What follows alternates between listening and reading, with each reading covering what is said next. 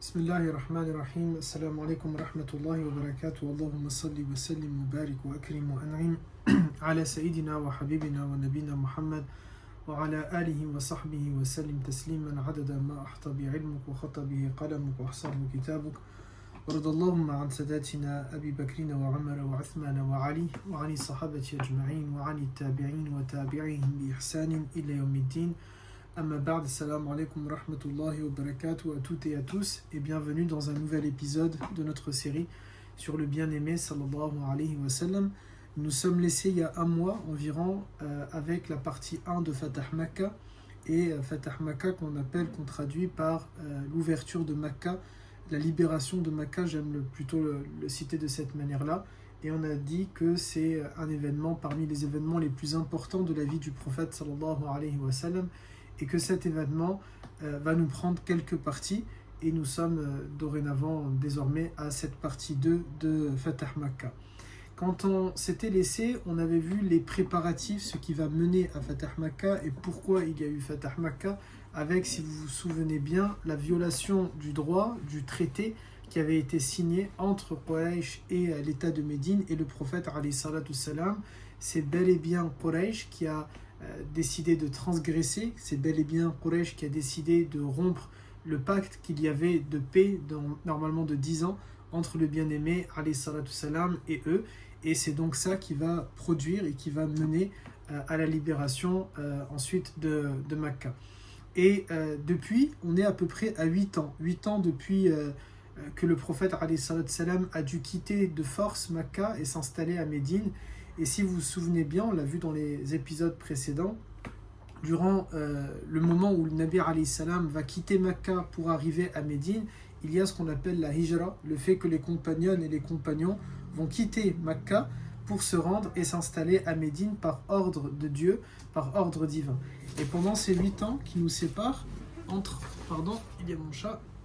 ces 8 ans qui nous séparent de l'émigration du prophète alayhi salam jusqu'à ce moment-là qui est bientôt Fatah Makkah, eh bien le plus gros des musulmans avait déjà émigré, avait déjà quitté la Mecque, et ça s'est fait quelques jours, quelques semaines avant ou après l'émigration du prophète alayhi salatu salam. Mais il y a aussi quelques autres musulmans qui pendant ces 8 ans vont faire cette hégire, vont faire cette émigration-là, et c'est notamment soit parce qu'ils viennent de se convertir à l'islam et donc ils décident par la suite de rejoindre le prophète alayhi salatu salam, ou bien ça va être parce que tout simplement ils étaient capturés. Souvenez-vous, on avait vu ça, ils étaient capturés par leur famille, emprisonnés, et au bout d'un moment leur famille les relâche, les libère, et c'est à ce moment-là qu'ils vont faire cette immigration-là. Ou bien, et c'est aussi un des cas de figure, ça peut être parce que finalement leur famille décide de les laisser tout simplement leur donner la permission d'émigrer, parce que si vous vous souvenez bien dans les épisodes précédents, nous avions dit que le traité de paix qui avait été signé entre le prophète et Quraysh faisait que les musulmans qui vivaient à Mecca n'avaient pas le droit de rejoindre le prophète alayhi salam sans l'accord de leur responsable, le responsable de la tribu, le responsable de la famille, le tuteur, etc. Et il y a eu donc les événements que nous avons vus au dernier épisode qui vont mener maintenant à Fatah Makkah. Et sur ce chemin-là, lorsque le prophète alayhi salam est en train d'avancer avec environ 10 000 compagnons pour retrouver Makkah et la libérer, eh bien il y a un dernier qui va faire son émigration, et il s'agit d'Al-Abbas, Al-Abbas ibn Abd al-Muttalib, l'oncle du prophète sallallahu alayhi wa sallam. Et Al-Abbas sera le dernier à être considéré comme étant un muhajir. Souvenez-vous, on avait aussi vu ces catégories-là entre les ansar, les muhajirun et les autres. Il sera le dernier puisque à partir de son immigration, Allah Ta'ala informera son prophète alayhi salatu salam qu'à partir de maintenant, il n'est plus possible pour les croyants de faire cette immigration. Tout simplement pourquoi ? Parce que c'est assez logique. Makkah sera libérée, puisqu'elle sera libérée, on ne parle plus à ce moment-là d'émigration de Makkah vers Al-Madinah al-Munawwara. Et Nabi alayhi salam sera très heureux, très content que son oncle Al-Abbas, qui n'est pas des moindres, qui est un des oncles qui a joué parmi les rôles les plus importants dans la vie du prophète, eh bien qu'il se convertisse à l'islam et qu'il puisse faire ainsi partie des muhajirun. Et Nabi alayhi salam va lui dire: d'arriver à Médine de manière à y déposer l'ensemble de sa famille qui l'accompagnait, qui sont aussi du coup des muhajiroun, et ensuite de vite revenir sur le trajet pour participer à ce grand jour que va être Fatah Makkah. Et en effet, Al-Abbas va pouvoir y participer. Et donc sur le trajet, ils sont en train d'avancer pour arriver vers Fatah Makkah, et on est à peu près à la veille ou 2 jours, 3 jours avant cette libération. Il y a 2 cousins du prophète alayhi salam qui vont venir pour quémander sa mansuétude, sa merci, de manière à lui réclamer qu'il soit bon envers eux. Et il s'agit de Abu Sufyan ibn al-Harith et de Abdullah ibn Umayya ibn al-Mughira. Et Abu Sufyan ibn al-Harith, c'est pas le Abu Sufyan qu'on entend souvent, qu'on peut confondre avec Ibn al-Harb, qu'on verra juste tout à l'heure, bi'idnillah, si on a le temps. Abu Sufyan ibn Harb, c'est le père de Muawiyah, mais celui que je parle là maintenant, il s'agit de Abu Sufyan ibn al-Harith. C'est le cousin du prophète, alayhi salam, du côté de son père.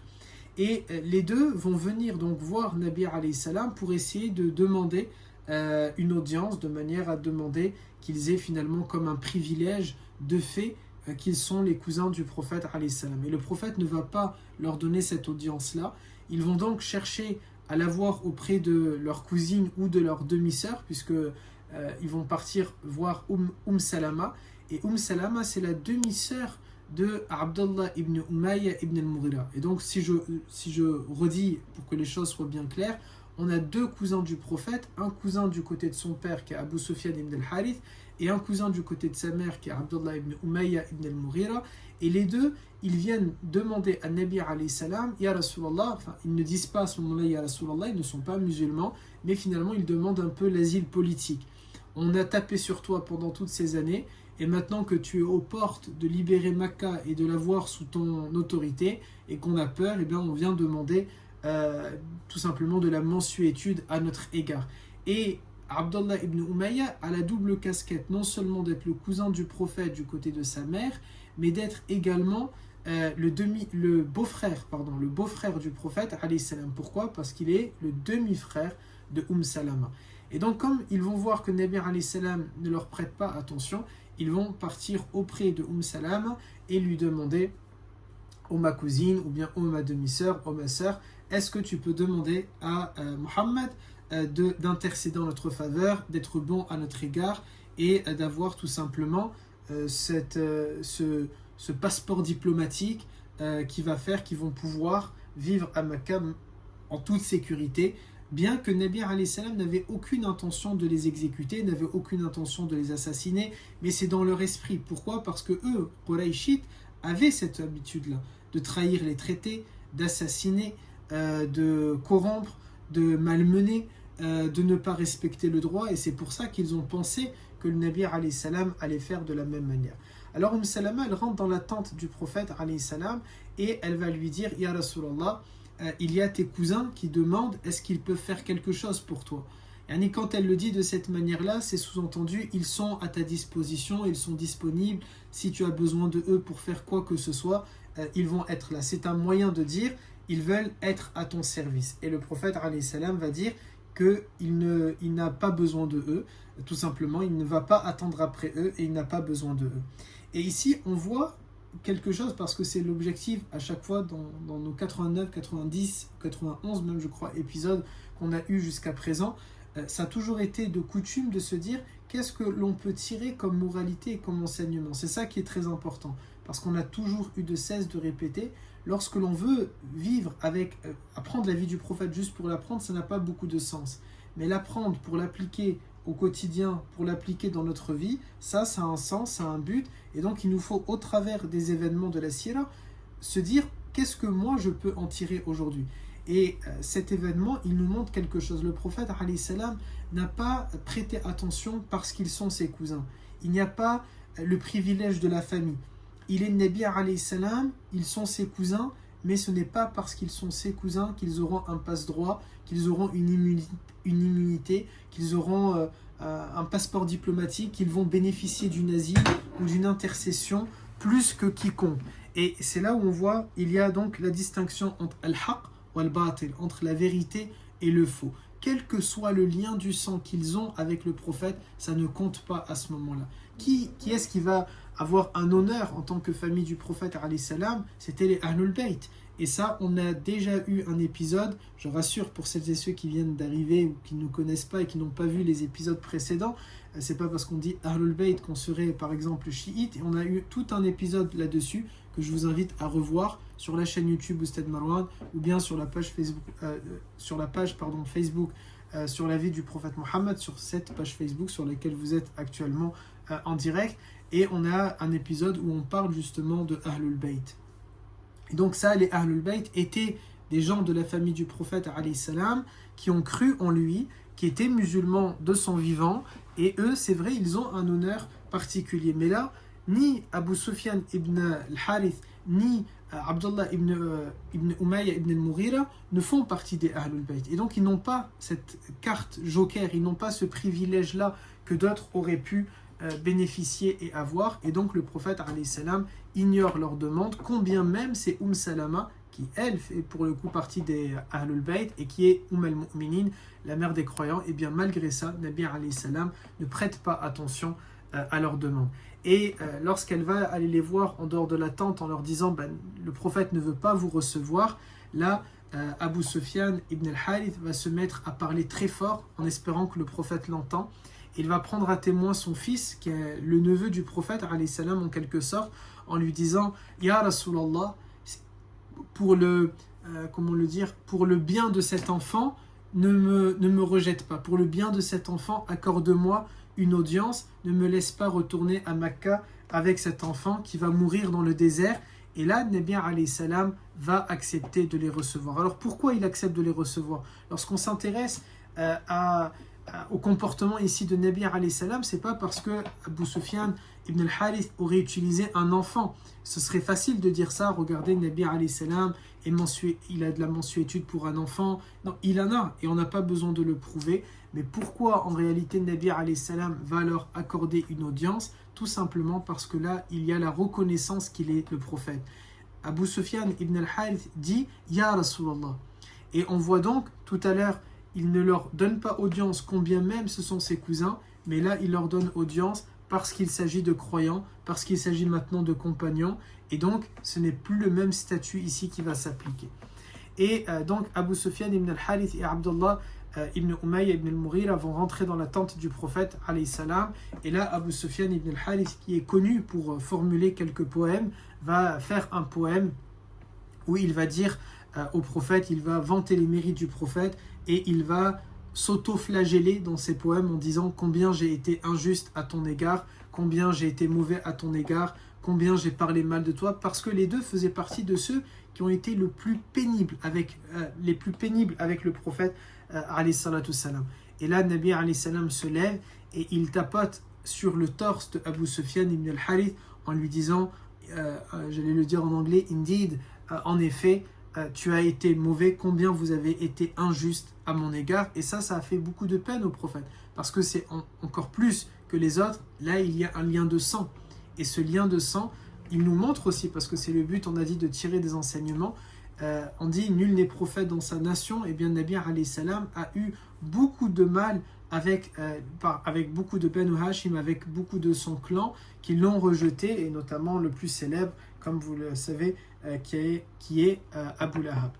Donc à ce moment-là, Abu Sufyan ibn al-Harith et Abdullah ibn Umayya ibn al-Mughira se convertissent à l'islam, et ils embrassent l'islam en reconnaissant la prophétie de Nabi alayhi salam. Et puis on est maintenant la nuit, la veille de Fatah Makkah, et Al-Abbas, l'oncle du prophète alayhi salam, qui vient juste de se convertir quelques jours avant, quelques heures presque avant, va demander au prophète, Ya Rasulallah, j'ai encore des amis, des gens proches qui sont à Makkah, laisse-moi une dernière tentative où je vais partir prêcher, leur faire da'wa, et peut-être qu'ils vont se convertir à l'islam, et à ce moment-là, ça sera quelque chose de positif pour eux et pour l'islam. Et Nabi alayhi salam lui donne la permission, en lui disant, tu vas prendre ma mule, donc l'animal, de manière à montrer que c'est un signe, comme un gage, je viens avec c'est un peu comme, je dis n'importe quoi, mais c'est juste pour qu'on puisse comparer, un peu comme si on a un envoyé spécial et il utilise l'avion présidentiel. Ça montre que c'est pas juste un envoyé spécial, c'est quelqu'un qui vient directement de la part du chef de l'État. Et donc il s'en va avec la mule du prophète alayhi salam, et Al-Abbas, donc l'oncle du prophète, va rencontrer 3 grandes figures de l'État quraïchite qui étaient proches de lui, à savoir Abu Sufyan, cette fois-ci Ibn Harb, c'est le fameux Abu Sufyan, le mari de Hind, le père de Muawiyah, et il va rencontrer également Budayl ibn Warqa et Hakim ibn Hizam.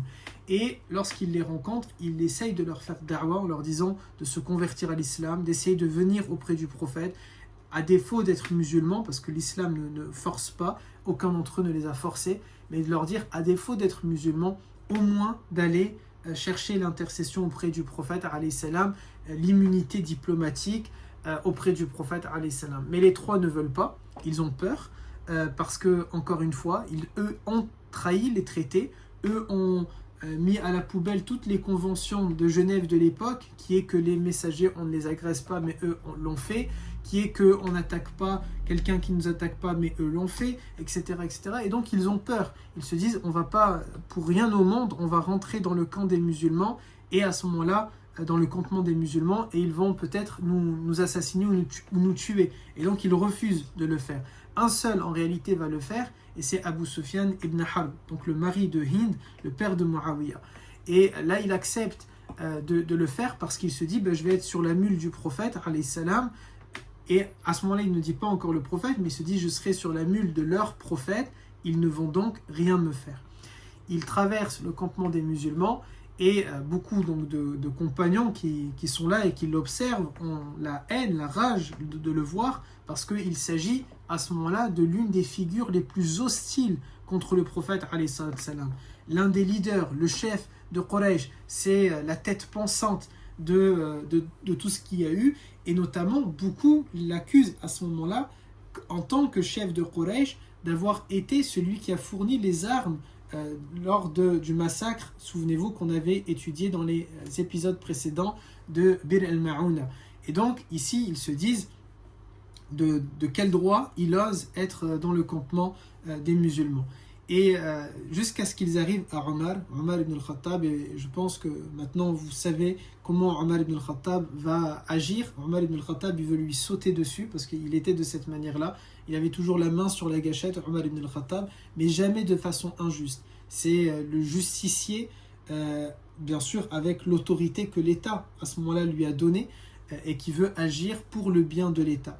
Et donc il veut s'en prendre à Abu Sufyan ibn Harb, mais Al-Abbas lui dit, il a la protection diplomatique, le Nabi alayhi salam m'a permis de le faire venir jusqu'ici.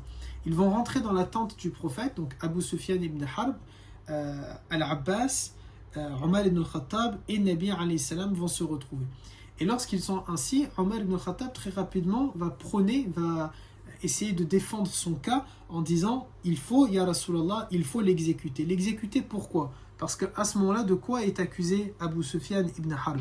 Il est accusé d'être le commanditaire d'un génocide contre les musulmans, ou dans tous les cas contre une population, peu importe qu'elle soit à ce moment-là musulmane ou pas musulmane, mais en l'occurrence c'était contre une population musulmane. Il est coupable, il s'est rendu coupable d'avoir trahi toutes les conventions de l'époque qu'il y avait, de crimes contre l'humanité, de crimes de guerre, d'avoir fourni des armes qui ont ensuite été utilisées contre les populations civiles, vraiment, la liste est grande. Aujourd'hui, ce serait peut-être, par exemple, la Cour pénale internationale qui se chargerait de son cas. C'est le Abu Sufyan ibn Harb au moment où Omar ibn al-Khattab est en train de demander au prophète, alayhi salam, Ya Rasulallah, l'exécution pour cet homme-là. Et Al-Abbas, lui, par contre, c'est un ami, c'est un proche de Abu Sufyan ibn Harb. Et donc lui, il ne veut pas cette exécution-là. Et il va dire à Omar ibn al-Khattab, en réalité, tu demandes ça, tu fais ça uniquement parce qu'il n'appartient pas à ton clan, mais si c'était quelqu'un de ton clan, jamais tu n'aurais prononcé ces mots-là.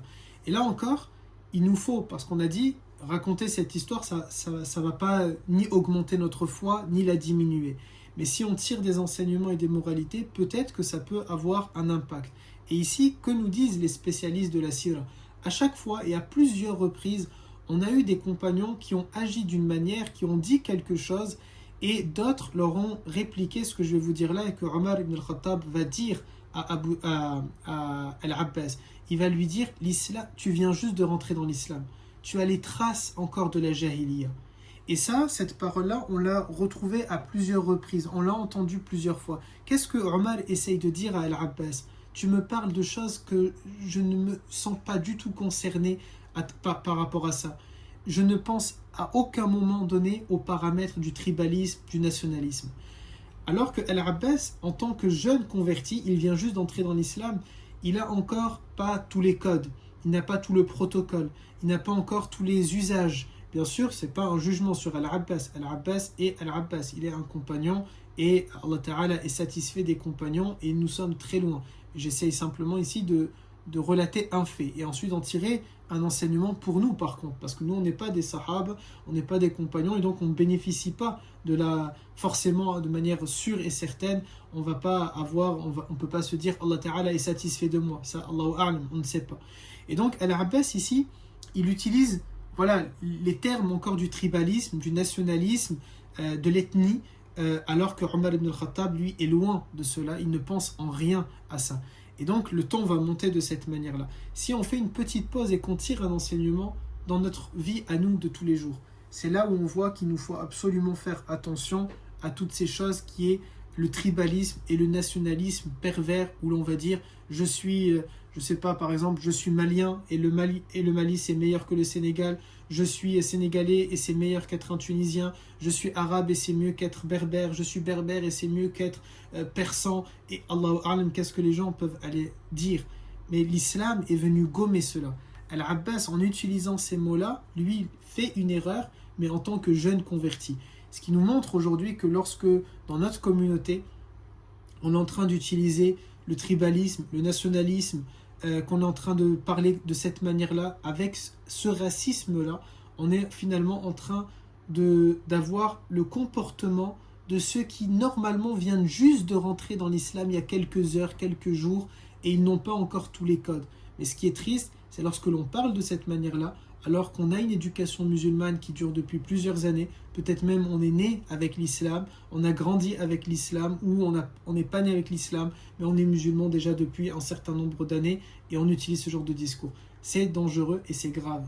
Et ni Omar ibn al-Khattab n'a apprécié, ni même le prophète alayhi salam n'a aimé cela. Il a combattu ça, Nabi alayhi salam, et là il va le faire notamment en leur disant de sortir de la tente et qu'il ne veut pas à ce moment-là parler avec eux. Il donne rendez-vous le lendemain. Pourquoi? Parce que c'est aussi un moyen de calmer les choses et de ne pas rentrer dans cette guéguerre qu'il va y avoir. Et toute la nuit, Abu Sufyan ibn al-Harb va se retrouver dans la tente de Al-Abbas. Ils sont amis, ils sont proches, et Al-Abbas va tout faire pour essayer, avec le peu à ce moment-là d'islam qu'il a, de connaissances qu'il a sur la religion, de convaincre son ami d'antan, de lui montrer que l'islam est peut-être la voie pour lui, c'est la voie, c'est même pas peut-être, c'est la voie pour lui. Et le lendemain, à Al-Fajr, il se retrouve auprès du prophète alayhi salam, et il s'ensuit un discours que je vais vous lire de manière à ce que ce soit un peu plus intéressant. Et Nabi alayhi salam va dire à Abu Sufyan: Ya Aba Sufyan, n'est-il pas temps pour toi de reconnaître enfin qu'il n'y a aucune divinité qui mérite d'être adorée en dehors d'Allah? Et Abu Sufyan répond avec comment le dire, avec c'est pas politesse, mais d'une très belle manière chez les Arabes de l'époque, une jolie formule. Il va dire que mon père et ma mère, que mes pères et mes mères soient sacrifiés pour toi. Fidaka ummi wa abi ya Rasulallah. Que mes mères et mes pères te soient sacrifiés. Juste pardon, il ne dit pas en réalité ya Rasulallah. C'est plus tard les compagnons disent toujours ya Rasulallah, mais là il dit que mes mères et pères te soient sacrifiés, que tu es doux, que tu es miséricordieux, que tu es fidèle aux liens de parenté. Abu Sufyan, à ce moment-là, il est surpris que Nabi alayhi salam l'invite à l'islam malgré tout le panel que j'ai dit tout à l'heure de ce pourquoi il est accusé, et il est même reconnu coupable en réalité. Et donc il est surpris de cela. Et il dit si d'autres dieux avaient existé en dehors d'Allah, ils m'auraient déjà aidé. En d'autres termes, il dit ici tout simplement, il reconnaît la shahada, il dit la ilaha illallah. Et Nabi alayhi salam va lui dire: Wayhak, malheur à toi ya Aba Sufyan, Est-il pas temps pour toi de reconnaître enfin que je suis le messager de Dieu? Et Abu Sufyan va dire, encore une fois, Fidaka ummi wa abi, que mon père, que mes pères, que ma mère, mes mères te soient sacrifiés. Yani, je suis prêt à tout pour toi, que tu es doux, que tu es miséricordieux, que tu es fidèle aux liens de parenté. Mais sur ce point-là, yani sur le fait que tu es le messager de Dieu, il me reste une hésitation dans mon cœur. Et là, Al-Abbas, il va se fâcher. Et il va vouloir un peu le brusquer, le pousser à dire La ilaha illallah Muhammad Rasulullah. Mais Nabi alayhi salam, là encore, va refuser. Là encore, on tire des enseignements. Le prophète n'a jamais forcé quelqu'un à embrasser l'islam. Il y a parfois, dans notre comportement, à nous en tant que musulmans, quand on ne s'intéresse pas réellement aux enseignements que l'on peut tirer de la vie de Nabi, on peut se dire, on est pris d'une cape de missionnaire et se dire non, je vais forcer le monde entier, je vais leur faire la da'wa, non, avec douceur, avec miséricorde, avec rahma, avec bonté. Et s'ils acceptent, falhamdulillah, et s'ils refusent, falhamdulillah. Et tout simplement, c'est cette religion qui dit lakum dinukum waliyadin, à vous votre religion et à moi la mienne. C'est cette religion qui a dans le Coran ce verset qui dit tu ne peux pas guider ce que tu aimes. Donc cette religion, elle est simplement, nous faisons l'effort et c'est Allah Ta'ala qui décide du résultat en fonction des individus, parce que bien sûr, on dit que Dieu guide qui il veut et il égare qui il veut, mais il ne faut jamais oublier, Allah Ta'ala ne dit pas simplement ça, mais c'est aussi, il n'égare que les gens qui sont pervers, il n'égare que, et on a plusieurs comme ça catégories, que ceux qui refusent, que ceux qui sont pervers, que ceux qui ne sont pas bons, que ceux, etc., etc. Parce que bien sûr, la guidée, elle vient de Allah, mais c'est l'individu, est-ce qu'il accepte ou il n'accepte pas cette guidée. Ici, donc, Nabi alayhi salam ne veut pas que Al-Abbas va forcer la main à Abu Sufyan, mais le laisser choisir. Et après ça, finalement, lorsque Abu Sufyan voit que le prophète le laisse choisir, eh bien, ça finit de le convaincre et il reconnaît que Nabi alayhi salam est le messager de Dieu et il va donc dire La ilaha illallah Muhammad Rasulullah. Et on voit, c'est donc le côté de la rahma qui l'a emporté et c'est ça qui l'a poussé justement à se convertir à l'islam. La miséricorde du prophète alayhi salam. Après ça, Al-Abbas, il va demander à Nabi alayhi salam, est-ce que tu peux, ya Rasulallah, est-ce que vous pouvez, ya Rasulallah, donner un certain rang, un certain honneur à Abu Sufyan, parce qu'il avait une certaine place dans sa société, dans la société quraishite, et si maintenant il va simplement se retrouver, c'est pas péjoratif, mais c'est comme ça en tout cas qu'Al-Abbas le présente, s'il devient juste un compagnon parmi tant d'autres, on ne lui donne pas la valeur, la place qu'il mériterait normalement d'avoir, et peut-être que ça peut aussi l'inciter justement à garder la tête haute, à lui faire un peu le khatar, à lui faire un peu plaisir, vous voyez, de cette manière-là. Et Nabi alayhi salam va lui faire ça, il va lui faire al-khatar en disant demain, lorsque nous rentrons à Makkah bi'idnillah, Inch'Allah, celui qui rentrera dans le haram sera sauve, c'est-à-dire celui qui se retrouvera autour de la Kaaba est sauve. Celui qui restera chez lui, il sera sauve. Et celui qui rentrera dans la maison de Abu Sufyan, il sera sauve. Et là, c'est comme s'il a élevé la place de Abu Sufyan au même rang. Sa maison sera au même rang que celle du haram al-Makki ou bien que celle des maisons de quiconque, entre guillemets. Il y a la zone de protection, si vous voulez, qui sera à cet endroit-là.